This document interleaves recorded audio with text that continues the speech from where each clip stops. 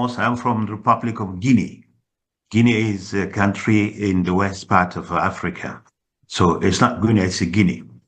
Assalamu alaikum wa rahmatullahi wa barakatuh. I'm honored to be with you and honored to see you and to see our beloved Professor Fathi Malkawi, who really talking about Dr. Taha Jabir al-Alwani in his presence does not seem to be something good, because he knows better Dr.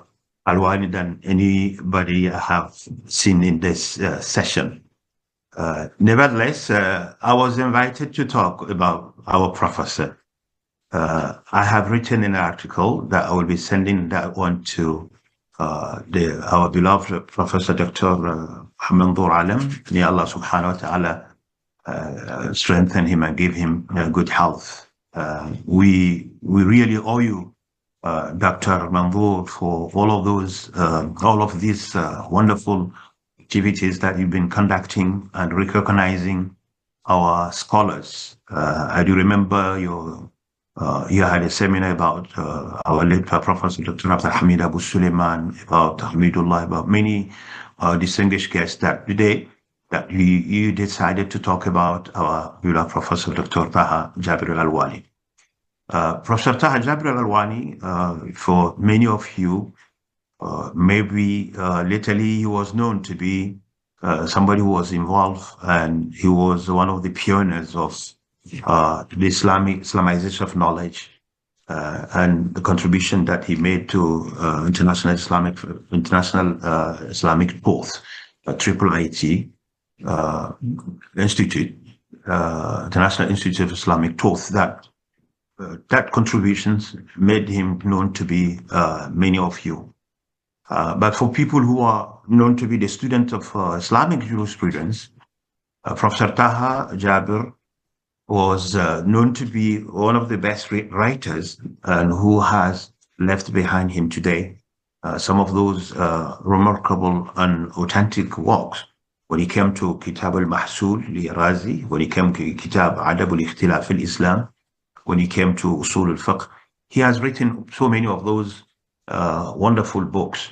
So I'm not going to talk about all of the things that our beloved speakers have spoken about, and we have given more information, and they could get them in the website, in the internet, in many places that you see. Grateful to the family, to our sisters, Ruqayya, Zainab, and Brother Ahmad, and others who are also following this. May Allah subhanahu wa ta'ala bless you. And you remember that is an obligation upon you to continue to distribute, continue to hold seminars and talks to talk about our late beloved father and Professor Dr. Taha Jabir al-Alwani. I would be revealing to you something very special. Dr. Taha Jabir used to be the examiner for my thesis for PhD. That happened 30 years ago, 1995, in Malaysia. He was the one who recommended that I should write on al-Ijtihad fi an-Nas. I do remember from 1993 until 2000, the last meeting with him in Cairo in his apartment over there when I visited, he was always having in mind that people coming from the Islamic background, they must have some kind of knowledge in social sciences or humanities. He do believe that when you talk about ijtihad, when you talk about tajdid, you must make sure that people who talk about them, they have some kind of understanding, some kind of knowledge about these two knowledge. So Islamization of knowledge is at very level, if you get lower level of it, you may say we want to have this integration of knowledge. That balanced person, somebody who is balanced, who is not pure only Sharia knowledgeable person, Sharia, somebody who masters all the things, but somebody who at the same time, he or she masters social sciences, or at least the basic of these social sciences. So IIUM itself, its concept, it was established to strengthen this concept of knowledge, integration of knowledge, integration of scholars, integration of those disciplines, and try to make sure that Muslims, when you talk about al-jamu bayn al-qira'atayn, when you talk about reading the revelation, and then you're reading also the world that we are living, the realities that we are living, and this whole count that we are today. From Dr. Taha, after examination, after the thesis, he did tell me that you and I, coming from the same background, I think he knew well that Professor Taha Jabir is an Azhari, you may call it fully Azhari scholars from high school to undergraduate to master's to PhD, everything he did, everything in Al-Azhar. So he's known to be Sheikh Al-Azhar. When I visited him in Cairo, we got with him the Imam of Al-Azhar to show this. But his connection and integration with Triple IT really changed a lot. That was a change. It was a type, it is a new renewal. You could say a new revival for Prof. Taha Jabir al-Alwani. Living with Dr. AbdulHamid AbuSulayman with a lot of questions, sometimes the questions which are very provocative when it comes to the people are coming from the traditional knowledge within the Prof. Taha, Prof. Malkawi, come from educational background. They have questions, people from the traditional knowledge, they don't raise that question. In addition to that, living in the Western country, like a place in America, there's no boundary for all these questions. That questions were reason of him going deeper and learning and trying to get better understanding of what do you call in the human sciences and the social sciences, and try to integrate them. And he succeeded to get this in a short time, even though not coming from the social background, from the social science background or for humanities. I think the interaction with the people, our beloved father, Dr. Ahmad Lutinji, may Allah subhanahu wa ta'ala bless him, and our late father also, Dr. Jamal Barzanji, an engineer. All of those people really created a shock for Dr. AbdulHamid, Dr. Taha Jabir, who is coming from Al-Azhar. I don't know in Azhar is a purely tradition, and there's no such talking about this integration of the knowledge, and there's no way, and there's no room for people saying and telling the people it does not exist, or talking to the people. When you talk to the Risala al-Khatima, you have to go beyond what you do say, because the abrogation is a type of saying that limiting or neglecting or rejecting or annulling some of those instructions, some of the teachings of Islam. So when the main issue of the Nas abrogation, they say this one we were working with it yesterday, and then today we cannot. It is no longer a legal ruling. There was a legal ruling which was saying halal, and now there's legal ruling which say it's haram, and there's legal ruling which are saying haram, and they became now halal. Mr. Taha Jabir, and I have to believe that there's no such. You have to look at the context. You have to look at the space, and you may not want it today because the context or because the space, because the time is not that suitable for what you have today. But you cannot neglect it. You cannot reject it. There is no legal rulings that you could tell them that the legal rulings are over. But these legal rulings, you do not need them for the time being. You may need them in the future. You may need them in different contexts in different areas. That was one of the issues I had long hours discussion with him in Malaysia, our beloved country, and people of IIUM, our visionary leader, Anwar Ibrahim, may Allah subhanahu wa ta'ala protect him, who provided that space, who provided the environment. Prophet Dr. Taha Jabir al-Alwani had a chance, as well as before him, Dr. AbdulHamid and the Triple IT at large, to bring what they do talk about, the renewal. Because many people talk about Tajdeed, they might be thinking Tajdeed may be, you may polishing here and there, but the Tajdeed, real Tajdeed, shows, I would say, without doing any mistake in that one, the Triple IT can be considered among that institutions today, that the Prophet Muhammad sallallahu alaihi wasallam, when he said, "Inna Allah yab'ath ala ra'si kulli mi'ati 'amin man yujaddidu laha dinaha aw amra diniha," that Allah subhanahu wa ta'ala at maybe the beginning, the middle, the end of every 100 centuries, Allah subhanahu wa ta'ala, there will be people, there will be institutions, there will be government, there will be environment, there will be group of people who go and work for the renewal of the deen of Allah subhanahu wa ta'ala. Triple IT was among that one in this century. I would say this, I do not know, people will accept or not accept, but it was worthy to see what they made as a change. People talk about Islamization, people talk about integration, people talk about so many other things today, but you had few people who were behind this, who sacrificed their lives, sacrificed their position, sacrificed their privileges. I could see Dr. Taha Jabir, who was traveling all the way. He was not spending 1 or 2 weeks in a place, moving around regardless with age. You may know he passed away when he was in the plane and coming back to Washington. May Allah subhanahu wa ta'ala forgive him and have his mercy on his soul. So brothers and sisters, the main issue of Dr. Taha Jabir al-Alwani, he ended up to be strengthening the concept of integration of knowledge.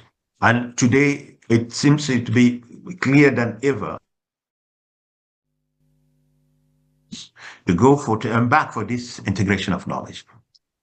An integrated knowledge, it's integrated and a balanced person, because you do not want somebody who will be talking about religion without having knowledge of religion or without having knowledge of realities that we are talking about it.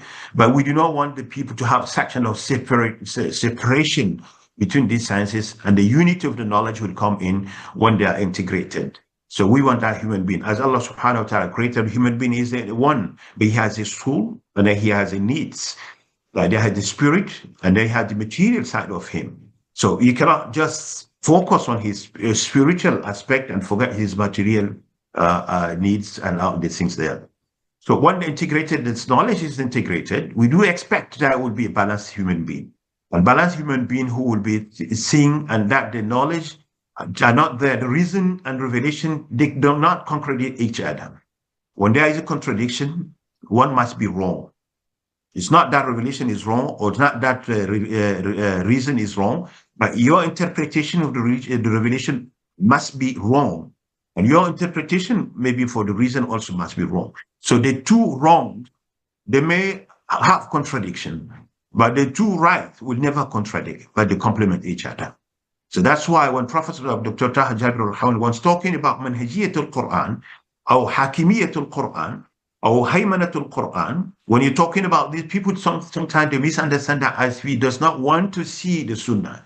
That is wrong and very wrong. Prophet Dr. AbdulHamid Taha Jabir al-Alwani, rahimahullah, you know, Kitab al-Sunnah Nabawiyah, the best hujjiyat al-Sunnah Nabawiyah, who was written by his professor, Sheikh Abdul-Ghani, Allah yarhamu, Abdul-Ghani, who was the supervisor of Dr. Taha Jabir al-Alwani.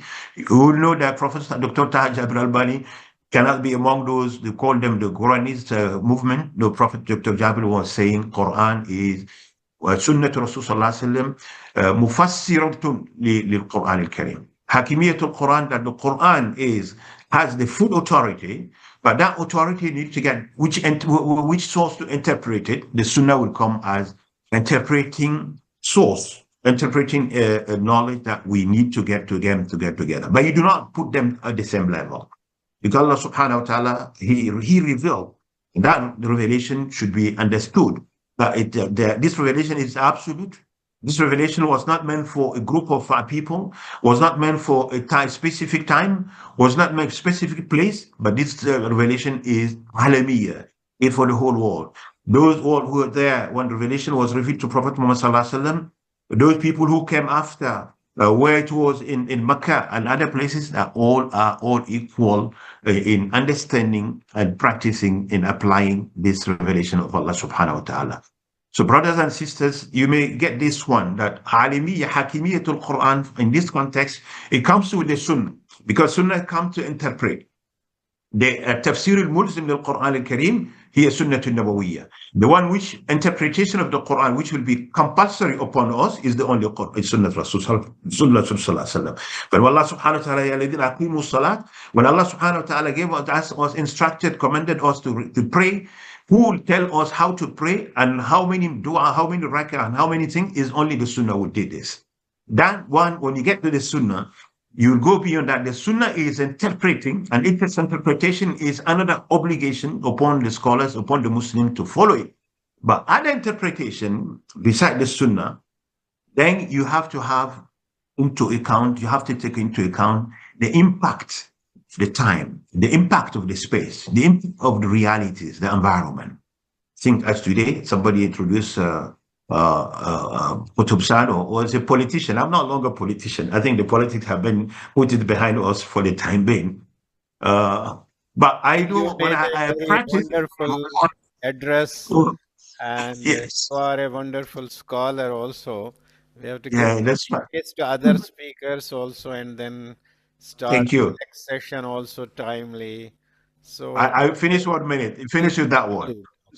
I'll finish with 1 minute. So I was just to tell you now that it is very important to look at these traditions. It's a tradition that something all these the scholars who made it, they made it in the way that they were impacted by their time, impacted by their space, impacted by the environment. You cannot say that we're thinking outside of this. We're not thinking that sense. So you may not be wanted to be brought it to us today as the way to be obliged to follow them today as a medical doctor who will be giving the same medicine to every single sick people come to see him. Now, that is not the good medical doctor. The good medical doctor will see our time, our era, our space, our environment. We need different solutions, different medicine that could go for this one. So I'm grateful and thankful to you. And that was the message of Dr. Taha Jabir. That was the message of Dr. AbdulHamid AbuSulayman. That was the message of everybody, Professor Fatih Malgawi, all of the scholars, Abu Suhaib, Abu Ahmad. I do believe I will not be able to forget all of this. If we al-Fadl, may Allah subhanahu wa ta'ala bless and forgive all of those people who passed away, those who are living with us. May Allah subhanahu wa ta'ala bless them and give them longer life. That when we see them, we see in them that renewal that Prophet Muhammad sallallahu alaihi wasallam informed that that's going to happen and it's going to happen. So thank you so much for inviting me.